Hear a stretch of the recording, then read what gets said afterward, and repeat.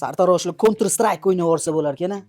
Barber Akademiya do'konida gamma fillarni oldik va sartaroshlarning respublika miqyosidagi chempionatiga Barber Akademiya do'koni o'z homiyliklarini boshladilar. Va lekin sovg'alar miqdori surpriz bo'lib qoldi va tez kunda bundan xabardor bo'lasizlar. Va barcha bu Barber do'konida original sifat garantiyali instrumentlarni topasizlar.